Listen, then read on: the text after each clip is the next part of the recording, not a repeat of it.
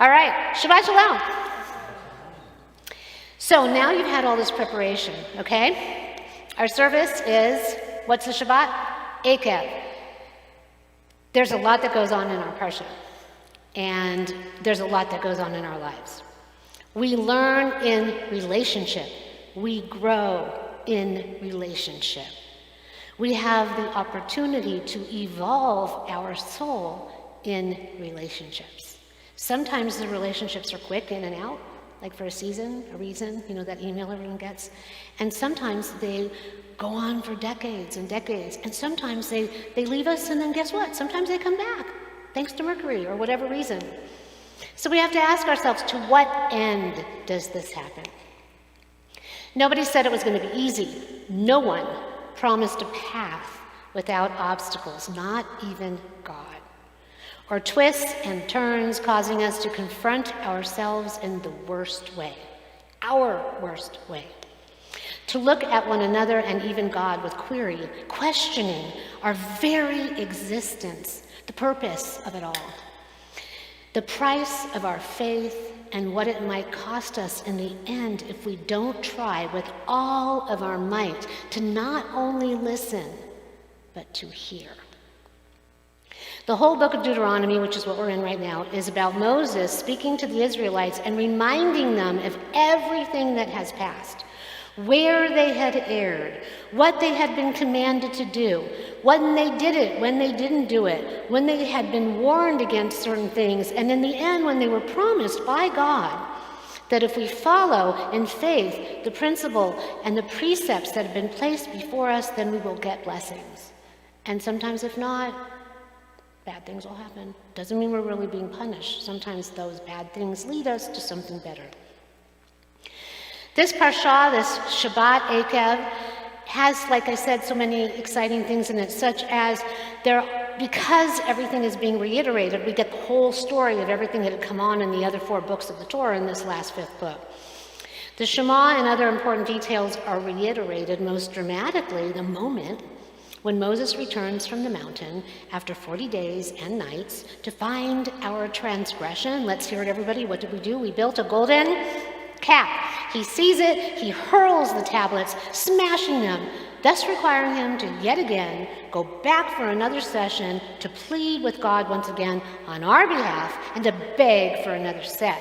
We don't just get 10, we get 613, you shall do this and you shall not do that. The oral and the written law. So one of the greatest challenges from the beginning of our existence would be not to only listen, but to actually process, internalize, and to ultimately hear and then act. Judaism is about action. We strike the match and welcome in Shabbat. We do the prayers and we elicit other things to happen. So we are meant to act in ways that are holy, that are filled with faith, and acknowledgement that the one true God is guiding us, knowing that he or she has been all along and will continue to do so. Even if some of us aren't sure there's a God, there's some force in the universe that drives us, compels us, and keeps us all here together. If we just can hold on to our faith amidst sometimes our impatience and our doubt, not allowing it to cloud our minds and to totally distract us from the course that God has placed us on, we entered into a relationship, a covenant with God that required this dialogue. We are a people who love words and speech. Is this not true? Yet all successful relationships require the ability to communicate in ways in which each party can truly hear, process, and then respond with love and respect. Are there times when that doesn't happen? All right? All these things that we go through, these relationship things that we go through, actually stem from God. This premise of our commandments, and at the core of all of it, the understanding that there is a voice inside of us that does guide us, that does help us, that is there with us. We are not alone, and that's the Shema. It is written, speaking and listening are forms of engagement. They create a relationship. We can enter into a relationship with God even though he is infinite and we are finite. Because we are linked by words in revelation, God then speaks to us in words and through prayer, and we in turn can speak to God. The Shema comes up 92 times in the Torah. So if you just look at the number itself, as we sometimes do on our meditation class, we reduce it down 92, 9 plus 2 becomes what? 11. And then we reduce it down again, and those two ones, 1 plus 1 equals what? 2. That is the number of what? Partnership. Partnership between us and others, partnership between us and God. It has been written that Judaism is a religion of listening. This is one of its most original contributions to civilization, for other civilizations believed that wisdom was visual. That's why there was idolatry. This idea that knowing is seeing remains the dominant metaphor in the West even today. We speak of insight, foresight, hindsight. We offer an observation. We adopt a perspective. We illustrate. We illuminate. We shed light on an issue. When we understand something, we say, I see. Judaism offers a radical alternative. We have faith in God we cannot see. Remember I told you he believes in the air. A God who cannot be represented visually, which is why there shall be no idols. The very act of making a graven image, a golden calf, a visual symbol, is a form of idolatry. God communicates in sounds, not sights. He speaks, he commands, he calls in the Torah. Vayidaber Adonai el Moshe. God spoke to Moses and said, whatever we were supposed to do. This is why the supreme religious act that we have and the highest prayer is our Shema. When God speaks, we listen. When God commands, we try to obey. Like with a parent, we try. We will err. We are human. That's the point. Because when we get down, we have to get back up. And then it'll be easier the next time. So tonight and in the days ahead, we are entering into the phase right before High Holy Days. So as I said, here at Emet, we don't have that many services. It's hard to believe it. We only have 3 before High Holy Days. What do I say about the number 3? We create order out of the chaos. That means with us, you've got 3 times to get yourself in line and start to look at that chaos and get ready to create some order. Our work begins now. Our sermons are a prelude for what is to come. And I've written them. And the soloists have been given their songs, and it's a doozy. I have already been given the songs for next year because I listened to the messages. Let me tell you, this year is our preparation for 24-25. This might be a tough year, but 24-25 is going to be amazing if we do our work. So we're laying the foundation for the holy work that we will do and the journey that we're going to share together, b'yachad, together. God commanded us to bear witness to the oneness of his or her glory, as well as the miracles and the blessings that were meant to be bestowed upon us. We erred drastically with the building of the golden calf. We were impatient. We rebelled. We lost faith in Moses and God, but actually in ourselves, in the choice that we made to go forward at the Michamocha, not be killed by Pharaoh and those chariots of men. We went forward with faith. And then we lost our way, and we wanted to go back to what we thought was comfortable. We wanted to melt that gold, we wanted to build that golden calf, because we wanted something that we could see, that was tangible. But sometimes the greatest gifts are those things that we can't see, like love. But then we see it in how people respond to one another, and what they do and how they share. So we took a risk. We gave up everything we knew, for better or for worse, for the chance at a better life and the promise that there could be more and that we could have more, not just for ourselves, but for everyone that was yet to come. And then we gave up. Moses erred by throwing those tablets and succumbing to his frustration and his temper. We could have eradicated all the goodwill and faith that God had placed in us and Moses with that one idolatrous act, yet Moses prevailed. God not only listened, but heard and gave us a second set, gave us a second chance. So how many times have you ever wished for a do-over? A second chance, a fresh start, a clean slate. Our parsha reminds us that even in our worst moment, God forgave us. Moses kept at it, even though he was aggravated, fighting for the relationship that we were all meant to have, even though this one transgression of his, smashing those tablets, maybe the one time he hit the rock, would factor into his not getting into the promised land.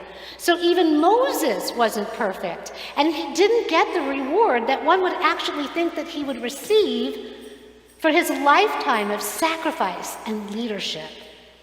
We have to not only listen, but we have to strive to hear when the divine speaks or calls upon us. God will call. When relationships wear us down and when we do battle against ourselves and battle with each other, not only personally but globally, listening, hearing, acting with faith and with love and trusting in divine guidance that we may not actually see is actually the key to moving forward.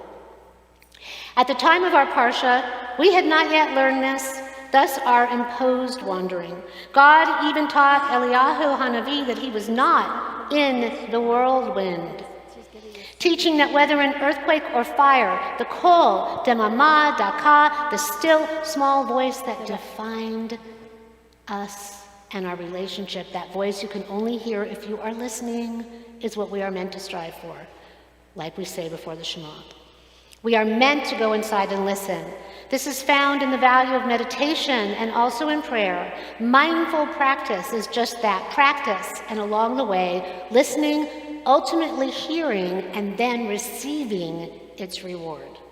As it is written, crowds are moved by great speakers, but lives are changed by great listeners. Whether between us and God or us and other people, listening is the prelude to love. This Shabbat and in the weeks ahead leading us toward High Holy Days, let us resolve to not only listen, but also to hear. Let us begin the process of our cheshbon hanefesh, the accounting of our souls, to become more aware when we are challenged, and more aware at those times when we lose patience. And when we react, losing our faith in God, each other, and ourselves, and knowing that the only way forward is in. The path toward blessing and abundance requires faith, perseverance, patience, and an unwillingness to bend toward our most base impulses. Let us begin to look at ourselves honestly, opening ourselves up to each other and to God with the willingness to not only listen, but to hear. I'm going to close with a story that was recounted by Rabbi Talia Avnon Ben Viniste. Remember when you were young, and your caregiver asked you to hold something with both hands. Everyone put your hands up. Hold something, pretend you're holding something with both hands that's so fragile. And you were holding it so carefully because it might fall and break. With both hands, they would say. Nonetheless, sometimes the bowl will slip, imagine it slipping, out of your hands and it will break. And the sound of the shattered glass on the floor was as loud as a thunderstorm, and the glass went flying in every direction, and everyone in the room turned their heads in a panic, and like the blade of a knife, their gaze stuck in your heart, which hurt because of the shame. To this very day, that phrase, hold the bowl with both hands, echoes.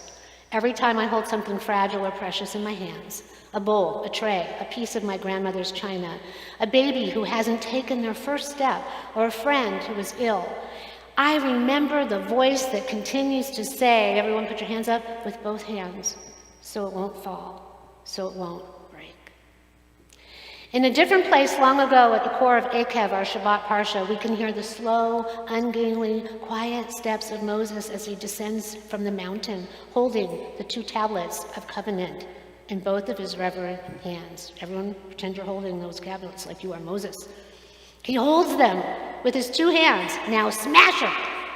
And then he breaks them with his 2 hands. With all of his might, he flings the tablets, he smashes them with everything he has in front of the frightened Israelites. And then he recounts, I started down the mountain, the 2 tablets of the covenant in my 2 hands, because he's reminding them, and I gripped those 2 tablets and I flung them away with both my hands, smashing them before your eyes. Now all of us, let us imagine that horrific moment in the desert. The hunger, that might have seized Moses after fasting on that mountain for 40 days and 40 nights.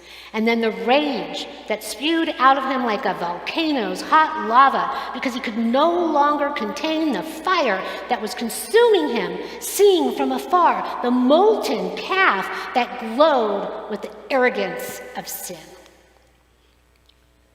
And then he said, I saw how you had sinned against the eternal your God. You had made yourselves a molten calf. You had been quick to stray from the path that the eternal had enjoined upon you. And then he hurled those tablets, he smashed them with all of the frustration and hurt and rage and disgust and dismay that he had had bottled up inside of him. Has anyone ever had moments like that? Even a little bit. Moses held those tablets close to his heart with both hands so that they wouldn't slip, while he cautiously descended from the mountain. Then he used those same hands to hurl the tablets and smash them into thousands of pieces. So I ask you, as we go through the Shabbat, let us think of this story. As we enter into Elul and on to Tishrei, when we go through our process of Heshbon HaNefesh, the accounting of our souls to get ready for High Holy Days yet to come. Let us think about this story as a metaphor for life and take heed. Let us sometimes put our hands up and hold that bowl. We may not see it, but it's there. Everything we have is fragile. Life is as precarious and special as a fragile bowl, or the most delicate piece of china, or a brand new baby. We are that brand new baby. That's inside of us. And we need to remember that as we look to one another and we do our process of asking for and granting forgiveness. Our relationship with ourselves, our relationship with God, our relationship with each other, it is fragile, and we have to start and go inside and listen and hear and act. We must find that small voice and begin that conversation. We must reach in, holding the bowl, like the tablets of the commandments that God had given us, with the knowledge that everything depends on us. God created us to be partners in this world, but Tselem Elohim, with the image of God inside of us. God has given us everything that we need. We just need to honor our physical, our emotional, and sometimes too our psychic fragility.